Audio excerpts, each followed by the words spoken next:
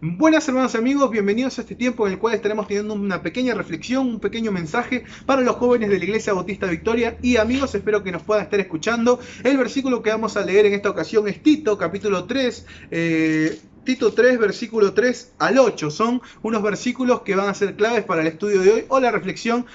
Quédate un ratito, son solamente 10 minutos máximo que quiero explicarte estos pasajes. Dice, porque nosotros también éramos en otro tiempo insensatos, rebeldes y extraviados, esclavos de concupiscencia y deleites diversos, viviendo en malicia y envidia, aborrecibles y aborreciéndonos unos a otros. Pero cuando se manifestó la bondad de Dios nuestro Salvador y su amor para con los hombres, nos salvó, no por obras de justicia que nosotros hubiéramos hecho, sino por su misericordia, por el lavamiento de la regeneración y por la renovación en el Espíritu Santo, el cual derramó en nosotros abundantemente por Jesucristo nuestro Salvador, para que justificados por su gracia viniésemos a ser herederos conforme a la esperanza de la vida eterna. Palabra fiel es esta, y en estas cosas quiero que insistas con firmeza, para que los que creen en Dios procuren ocuparse en buenas obras. Estas cosas son buenas y útiles para los hombres. Jóvenes, vamos a empezar desde el versículo 3, que dice, porque nosotros, está hablando de, Pablo, Tito y los que son salvos. Nosotros también éramos en otro tiempo, y ha dado una lista entera de cosas que eran antes de conocer a Cristo. Jóvenes, tú y yo, antes de conocer a Cristo, éramos tal vez fornicarios, éramos tal vez idólatras, éramos tal vez personas que se exasperaban con facilidad, que no controlaban su espíritu y un montón de cosas que nosotros hacíamos. Acá Pablo te da una lista entera. Por ejemplo, dice, éramos insensatos, seguramente, éramos rebeldes, claro, éramos extraviados, esclavos de concupiscencia, es decir, esclavos de tus deseos y deleites diversos, de tus pasiones desordenadas está hablando, y aborreciéndonos unos a otros. Esa era nuestra vida antes de conocer a Cristo. Pablo está diciendo, en el momento que tú aceptaste a Cristo, en el momento que tú reconociste a Jesucristo como Dios, a Jesucristo como tu Salvador, en ese momento dice que todo cambió. Pero te está explicando que previamente, antes de conocer a Cristo, tú eras así, así y así. Ahora, Pablo también explica que es necesario, versículo 4, pero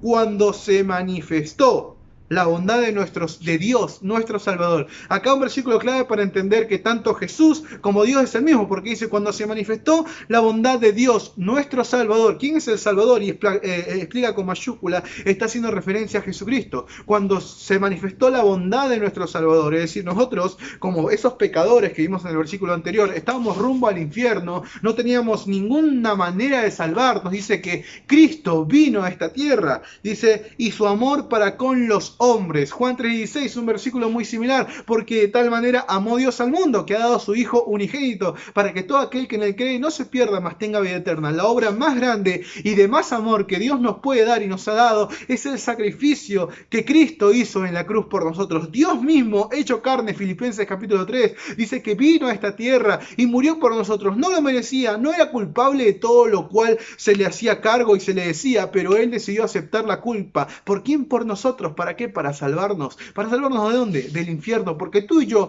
el versículo anterior que leímos, el primero, estábamos obviamente por todo lo que estábamos haciendo, por todo nuestro pecado, destinados al infierno. Pero vino Jesucristo y en su bondad Él murió por nosotros. Pero versículo 5 lo aclara mucho más. Dice, nos salvó no por obras de justicia que nosotros hubiéramos hecho, sino por su misericordia, por el lavamiento de la regeneración y por la renovación de su Espíritu Santo. ¿Qué es entonces?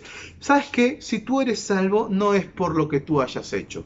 Si tú hoy sabes que vas al cielo, no es por lo que tú puedas hacer ni lo que has hecho. Porque yo conozco mucha gente que dice, no, yo debo de hacer cosas para poder ir al cielo. Yo debo de ser buena persona para poder entrar al cielo. Y está bien ser buena persona, y lo vamos a ver más adelante, pero eso no te lleva al cielo. ¿Por qué? Porque no es por obras de justicia que tú y yo hayamos hecho, no es por algo que nosotros hayamos hecho. En el Evangelio no hay lugar para el orgullo, porque nada de lo que nosotros como humanos hayamos hecho tiene valor o tiene sentido delante de Dios, porque el que hizo toda la obra fue Jesús en la cruz. El sacrificio de Jesús, el sacrificio del Gólgota, fue más que suficiente para que tú y yo seamos salvos. No pasa por lo que nosotros podamos hacer, pasa por lo que Dios ya ha hecho, y confiar en lo que Dios hizo. hizo. Si tú sigues confiando en tus obras, tal vez, entonces no eres salvo, mi hermano. ¿Por qué? Porque estás confiando en lo que tú puedas hacer. Y la verdad es que Cristo ya hizo todo.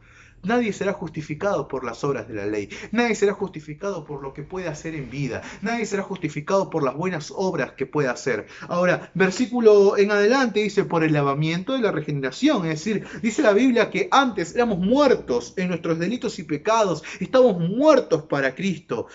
Y estábamos vivos para el mundo. Ahora estamos vivos para Dios y muertos para el mundo. Gálatas 2:20, porque en Cristo estoy juntamente crucificado. Ya no vivo yo. Un concepto muy similar. O por ejemplo, también hay otro versículo que habla sobre la muerte del cristiano, muertos al pecado, Romanos capítulo 6, que son todos prédicas que ya hemos visto en este canal y que tienen una misma idea, que es hacer comprender un poco lo que la Escritura dice en relación a este tema, que es tan importante. Jóvenes, hay tantas iglesias que predican que no, tú tienes que hacer cosas buenas para ir al cielo. Y jóvenes, es un error doctrinal muy, muy grande. ¿Saben por qué? Porque como sociópata, un pastor, un líder puede decir, ¿saben qué? Ustedes tienen que hacer cosas buenas para ir al cielo. Y es una muy buena estrategia, jóvenes. Yo he estudiado marketing, he estudiado publicidad, y es una muy buena estrategia. ¿Para qué? Para que ya no dependa de vos que la gente te haga caso, para que dependa de esa relación entre el Dios que inventaste y ellos, de que el Dios que inventaste dice, no, tú tienes que hacer cosas buenas para ir al cielo. Entonces la gente se va a ver presionada a hacer esas cosas y va a servir en la iglesia, y va a ayudar en la iglesia, y va a trabajar fuertemente,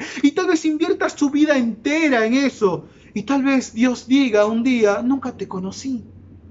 ¡Wow! ¡Qué duro sería eso! Y sabes que hay tanta gente, cientos de miles de personas que dicen, no, yo debo de hacer cosas buenas para ir al cielo. Y la verdad es que la Biblia solo dice, no por obras de justicia que ustedes hayan hecho. Efesios 2:8-9 también te dice, porque por gracia sois salvos, no por lo que tú hayas hecho, no por obras, para que nadie se gloríe. Por gracia, por medio de la fe. ¿Fe en qué? En la obra que Jesús hizo. Jóvenes, la Biblia nos repite una y otra vez que la salvación es solo y únicamente por la fe en Jesucristo, no por lo que tú y yo podamos hacer, no por las obras que podamos hacer. Y cualquier persona que venga a decirte, cualquier líder, cualquier pastor que te diga, no, debes de hacer cosas buenas para ir al cielo, ¿sabes qué? Eso es control social, jóvenes. Yo lo he estudiado psicología de masas y sé lo que significa tratar de dar un concepto para que la gente lo siga a ciegas.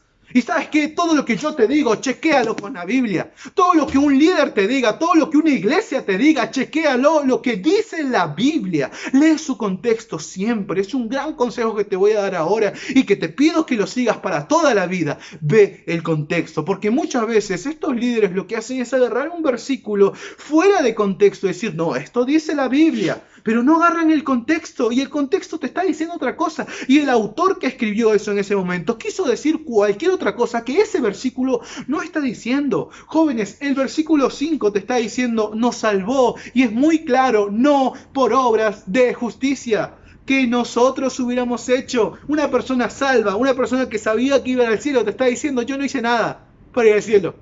Solo Cristo, solo su obra. Y eso es lo que tú tienes que creer y confiar en la obra que Cristo hizo. Ni tú ni yo podemos hacer una obra tan grande como la que Cristo hizo. Ahora, tal vez te preguntes, y es la pregunta lógica que me han hecho en todo mi ministerio, y que seguramente a muchas personas, y la Biblia seguramente a muchos apóstoles y predicadores se les ha dicho, bueno, soy salvo, entonces, listo, puedo ir al cielo, sé que mi fe es genuina, que no la voy a perder a la salvación, ok, y ahora, listo. Bueno, la pregunta que siempre seguramente les han hecho, y por eso Pablo sigue escribiendo, dice, bueno, explica un poco más este concepto de que a partir de la salvación el Espíritu Santo está dentro de nosotros, porque dice por el lavamiento de la regeneración, es decir, pasamos de muerte a vida, y por la renovación en el Espíritu Santo, es decir, 2 Corintios 5:17, de modo que si alguno está en Cristo, nueva criatura es decir, pasamos de muerte a vida, y la regeneración del Espíritu Santo nos está haciendo referencia a que el día que somos salvos, el Espíritu Santo entra en nosotros. No hablamos de bautizo del Espíritu Santo, ni quiero empezar a saltar y a vibrar y a sentir vibras. No, si quieres sentir algo, mete los dedos al enchufe. Pero la Biblia dice claramente esto. Dice que por la regeneración y la renovación del Espíritu Santo. Es el Espíritu Santo quien hace que cambies de mentalidad. Es el Espíritu Santo quien te ayuda en la dificultad. Es el Espíritu Santo quien te ayuda a mantenerte sobrio ante el pecado. Es el Espíritu Santo quien te ayuda a poder trabajar en ti mismo. Obviamente es toda una rama de la neumatología esquematología que podemos estudiarla. He dado clases sobre esto en un instituto bíblico en mi iglesia, pero es muy interesante también saber que el Espíritu Santo está tan tergiversado por muchas sectas que han nacido tal vez hace 50 años, 70, tal vez 80 años, y tenemos la oportunidad de conocer esto. No es este video para eso, es simplemente entender que el día que tú fuiste salvo, el Espíritu Santo entró en ti sin necesidad de hacer tanto circo. Versículo 7, para que justificados por su gracia, nuevamente reexplica el concepto que está dando el apóstol Pablo. Te está diciendo, no eres justificado por tus obras, no eres justificado por lo que tú hayas hecho, eres justificado por gracia. Versículo 7 en adelante, vinieron a ser herederos conforme a la esperanza de la vida eterna. Es decir, tú vas a recibir la vida eterna si confías en que Jesucristo es el Salvador. Y versículo 8, y acá está la clave, palabra fiel es esta, y en estas cosas quiero que insistas con firmeza. Jóvenes, como te digo, hay tanta gente que cree en que necesita hacer cosas buenas y tener fe en Cristo, pero también necesita hacer cosas buenas. ¿Y sabes qué dice la palabra de Dios? Pablo dice, ¿sabes qué? Esto que te acabo de decir, Tito, esto que le acabo de decir a la iglesia, que solo es la fe en Cristo, que solo es justificado por Cristo, quiero que insistas con firmeza, que le hables a toda esa gente que cree y que se está yendo al infierno, porque es lo que está pasando. Se está yendo al infierno la gente que cree que sus obras lo pueden salvar. Y Pablo dice, quiero que insistas fuertemente en que no es así, en que prediques esto que te acabo de decir. Y joven, te digo lo mismo. Tú tienes la oportunidad y la hermosa oportunidad de estar en una iglesia donde se predique la Biblia como tal. Que no te saquen versículos de un lado, versículos de otro y te digan, esta es la verdad. No, te predico toda la Biblia. La iglesia, en este caso, yo no voy a levantar el nombre de mi iglesia. Yo no voy a levantar el nombre bautista. Yo voy a levantar el nombre de Cristo. Yo voy a levantar el nombre de lo que la Biblia explica. Y tienes la oportunidad de estar en una iglesia que predica eso. Aprovecha la oportunidad que sabes esto para predicar a otros que no lo saben, que están yéndose al infierno. Ok, vas al cielo, buenísimo, pero lleva a alguien contigo. Predica esto a otras personas, no te quedes callado. Es nuestra oportunidad como creyentes y es nuestra obligación. Mateo capítulo 28, por tanto, id y haced discípulos, predicad a todas las naciones. Es nuestra responsabilidad como creyentes, predica el evangelio, no te quedes callado. Versículo continuando, palabra fiel es esta, y en estas cosas quiero que insistas con firmeza. No des tu brazo a torcer. No es que, bueno, fe más obras podría ser correcto. No des tu brazo a torcer. Solamente la fe en Cristo es lo que está diciendo el apóstol Pablo. Para que los que creen en Dios procuren ocuparse en buenas obras. Esa es la consecuencia.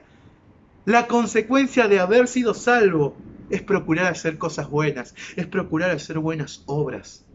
Y no es que, bueno, soy salvo, listo, chao. No, tú eres salvo, empieza a hacer cosas buenas, empieza a vivir para Dios, empieza a hacer cosas que Dios demanda que hagas. Porque todo lo que Dios demanda que hagas va a estar bien.